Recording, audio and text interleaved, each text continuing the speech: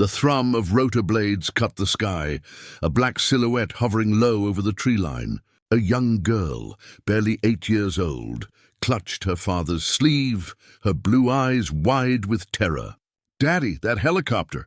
It's going to explode!" she cried, her voice trembling but certain. The single dad, a battle-scarred veteran, froze. He'd learned long ago to trust instincts on the field, but his daughter's warning wasn't instinct. It was something deeper. And when the female commander stepped forward, dismissive at first, she had no idea those words would change everything. Before we dive in, drop a comment with where you're watching from, and don't forget to hit subscribe for more videos like this. Let's begin. The commander's boots struck the gravel with sharp finality as she turned, her jaw tight, her voice commanding. Who said that? The little girl, Emma Carson, 8 years old, blonde hair tied back in a messy braid, didn't flinch. She pointed at the helicopter cutting lazy circles over the pines. That one. Something's wrong. It's gonna explode. Her father, Jack Carson, stood rigid behind her. Former Marine, 38, broad-shouldered, but with a limp that never healed right from Fallujah. The scar across his cheek made strangers uneasy. But Emma saw only her dad, the man who read her bedtime stories, cooked eggs with too much pepper, and carried her on his shoulders when she was too tired to walk. The female commander, Colonel Madison Hale, mid-40s, every inch the battle-hardened officer narrowed her eyes. She'd heard hundreds of wild warnings before, half of them superstition, half of them paranoia. But the little girl's voice had cut through the morning like a rifle crack. "Too calm, too sure." Jack stepped forward, his hand protectively on Emma's shoulder. "Colonel, with respect, my daughter doesn't say things like this unless she feels it." "Feels it?" Madison arched a brow, her tone edged with disbelief. "This is a military exercise. I've trained men checking that chopper every hour." Emma tugged at her dad's sleeve. Her voice wavered but didn't break. "Daddy, tell her." "Tell her to stop it. The fire's already inside." Madison hesitated. For a fraction of a second, the crack in her steel-hard composure showed. She studied the veteran before her, the way he wasn't pleading but warning. His voice was low, gritty, with something more than stubbornness. "I know the look of a soldier who smelled fire before it sparks," Jack said evenly. "I saw it on the faces of kids in Fallujah when mortars were about to drop.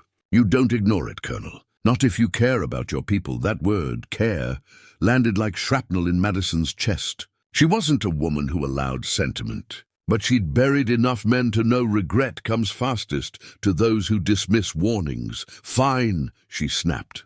"Ground it now!" The radio operator blinked in surprise but obeyed. "Copy, Colonel." Bringing the bird down.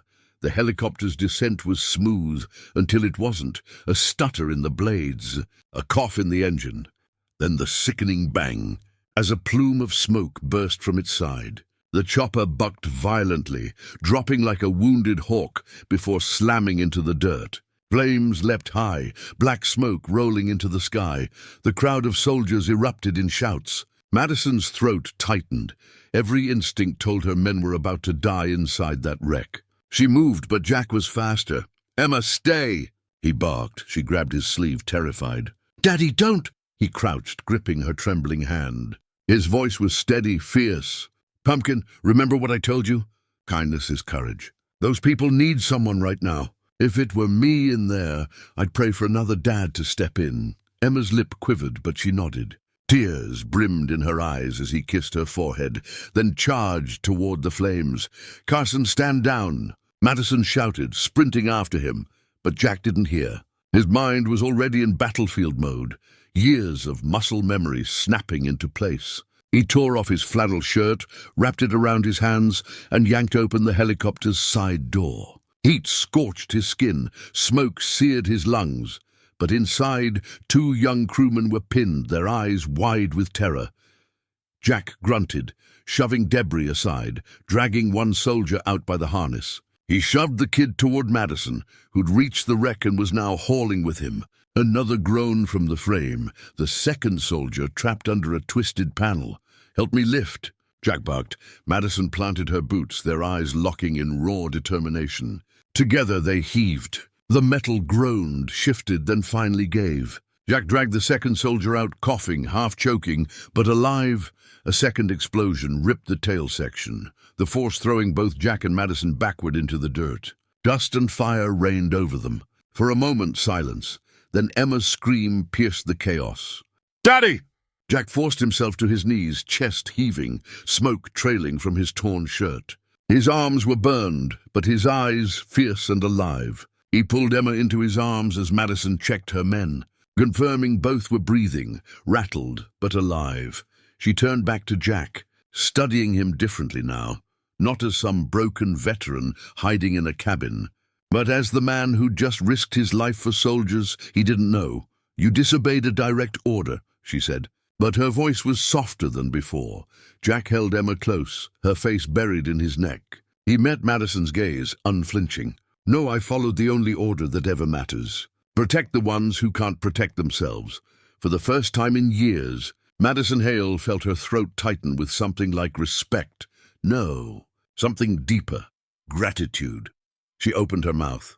But no words came, and when Marine One thundered down onto the clearing the next morning, its emerald hull gleaming in the sunrise, it wasn't for her. It was for him.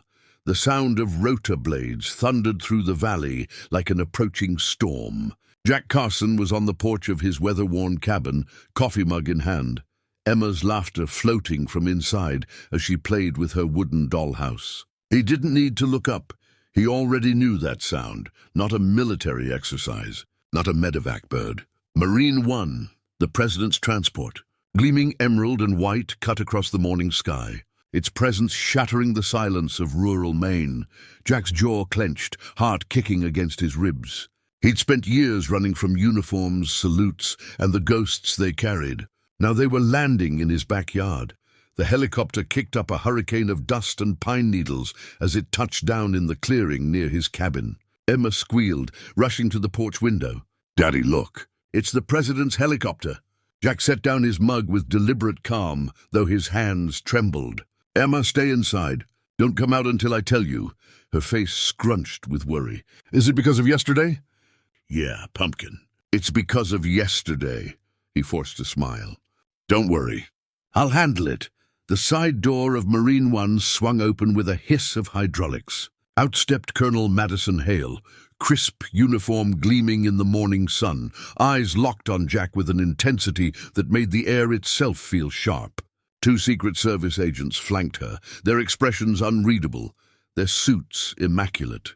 Jack stepped off the porch, boots crunching the gravel. He didn't salute. He didn't stand at attention.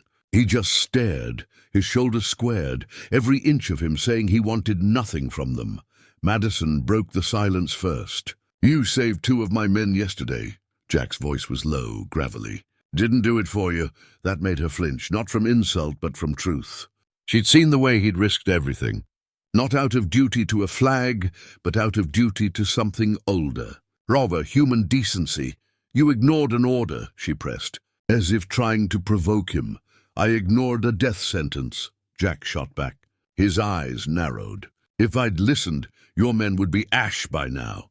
The Secret Service agents shifted slightly, unsure whether to step in. Madison raised a hand, keeping them back. "Jack Carson," she said, her tone softening. "You may not want recognition, but the president knows your name now." Marine One doesn't land at just anyone's doorstep. Jack's jaw tightened. And what does the president want with a washed-up grunt who can't even run a mile without pain? Madison's gaze flicked toward the cabin window, where Emma's small face peeked out before ducking back. A flicker of something almost tender crossed the commander's expression. "Not just you," she said quietly. "Your daughter, too." Jack bristled instantly, a wall of steel snapping up inside him. "Leave her out of this." "I can't," Madison said.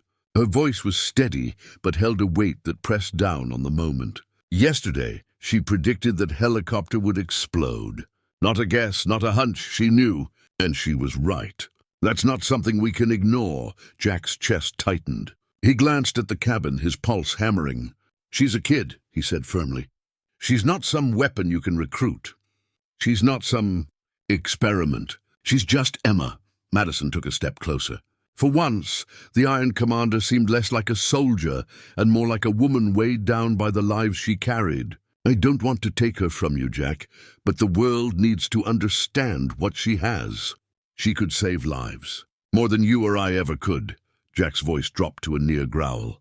And what about her life? You going to take her childhood, throw her into some lab, some program, some black site? His voice broke, sharp with old scars. I've seen what the system does to kids. I buried friends who were barely men because someone higher up thought they were tools.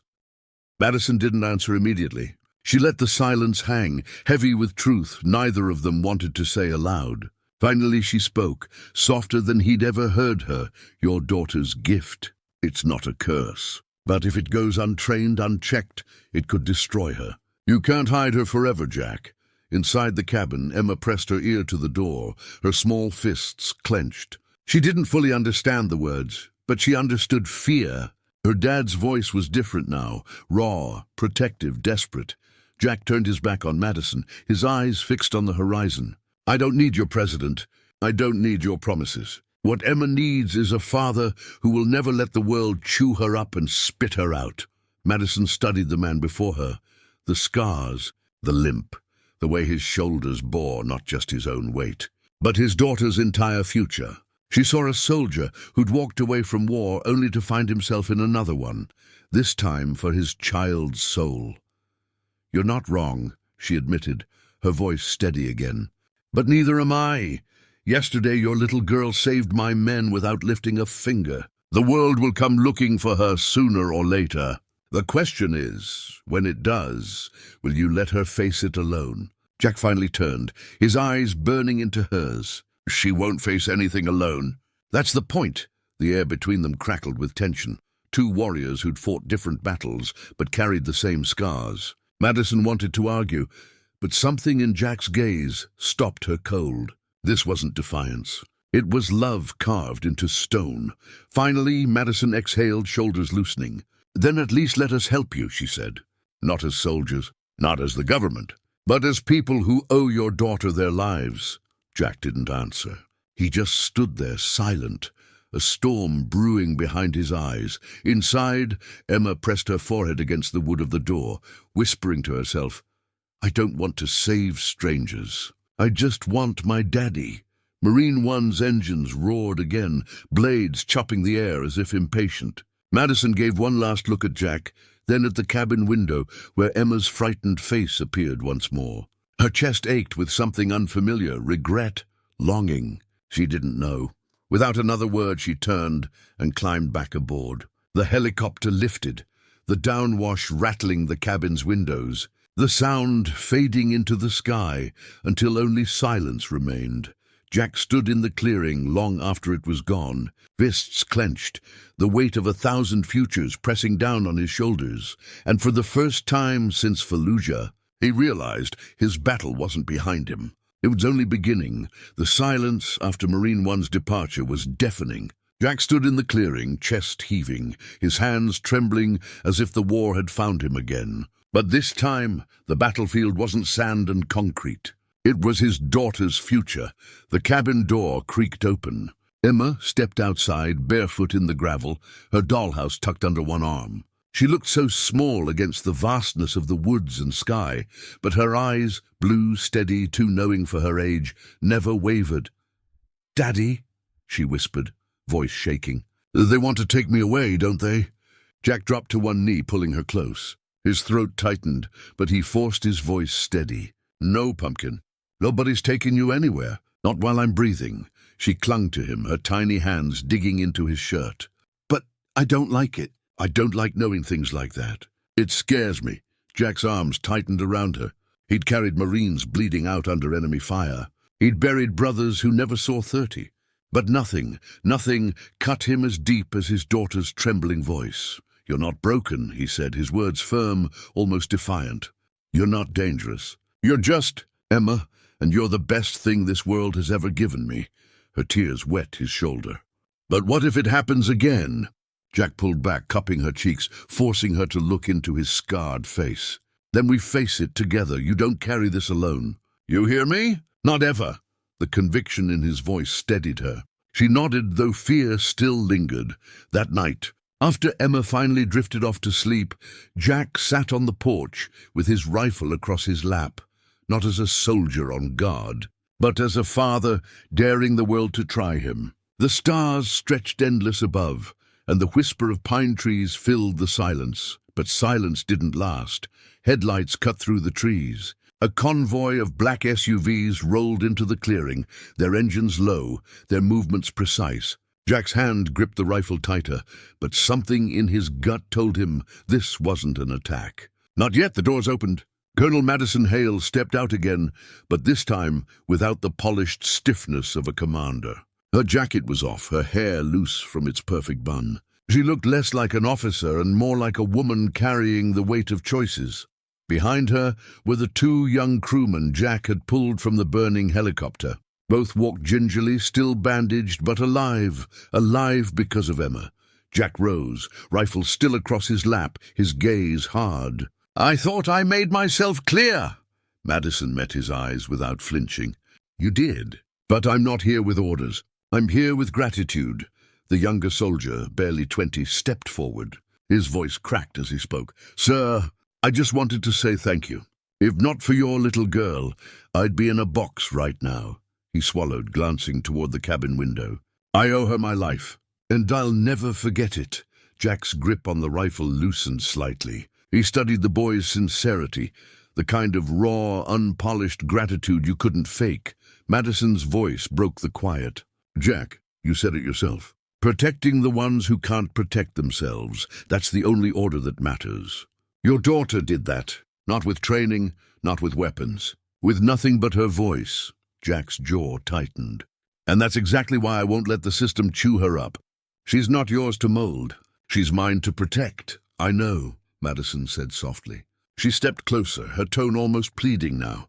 "But protection doesn't mean isolation. You can't shield her from the world forever. One day, her gift is going to show itself again. And if she's unprepared," her eyes burned into his, "it could cost her more than you can carry." The words cut deep because they were true. Jack had seen it in war. The soldier who refused to train for what might come was always the first to fall. He hated the truth of it, hated that she was right.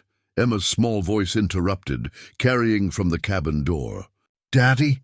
Jack turned sharply. Emma stood there in her pajamas, her blonde hair messy, clutching her doll. She looked so fragile and yet so certain as she stepped barefoot onto the porch. "I heard everything," she said softly. "And I don't want to be scared anymore." Jack's chest ached. "Pumpkin, you don't have to." "Yes, I do." Her little chin lifted stubbornly, so much like her father's. "If I can help people, then I should. You always told me kindness is courage. Maybe this is my way of being kind." The clearing went still. Even Madison's hardened soldiers shifted, their eyes softening at the little girl's words. Jack felt his defenses crumble. He had spent so long holding the line, shielding Emma from the world, that he hadn't realized. She was already stronger than he gave her credit for. He knelt, pulling her close. His voice cracked as he whispered, "If you walk this road, Pumpkin, it won't be easy. People will expect things from you. They'll try to use you. I'll fight them all, but you'll have to fight too." "Are you sure?" Emma's small arms wrapped around his neck. "As long as I have you, I'm sure." Jack closed his eyes, holding her tighter than he ever had. The weight of her words pressed into his soul like a vow. When he finally looked up, Madison was standing silent, watching with an expression Jack had never seen on her before. Respect, admiration, maybe even something close to hope. Jack rose, Emma still in his arms. His voice was steady now, his decision clear. "She'll train, she'll learn, but she stays with me. No labs, no programs, no black sites. If the world wants her, it goes through me first." Madison nodded once, sharp but respectful. "Agreed. She stays with you. We'll give her the tools, not the chains." Jack's eyes narrowed. "Break that promise, and I'll burn your world down myself." For the first time, Madison allowed herself the faintest smile. "I believe you." The convoy stayed only long enough to leave behind supplies, training manuals, and a single encrypted phone. Madison pressed it into Jack's hand. "Not as your commander," she said quietly, As someone who owes you everything if you ever need me, call." And then they were gone, the SUVs melting back into the forest road, leaving only silence and the distant hum of night. Jack stood in the clearing, Emma's small hand gripping his, the phone heavy in his pocket. The battle wasn't over. It might never be, but for the first time in years, he didn't feel like a man running from war. He felt like a father preparing his daughter to face one. He looked down at Emma, her sleepy eyes blinking up at him. "Come on, Pumpkin. Let's get some rest. We've got a lot to learn." And as they walked back toward the cabin, the stars above seemed brighter, like they too were watching. Because sometimes the greatest wars aren't fought with guns or soldiers. They're fought with love, with courage, with the unshakable bond between a father and his child.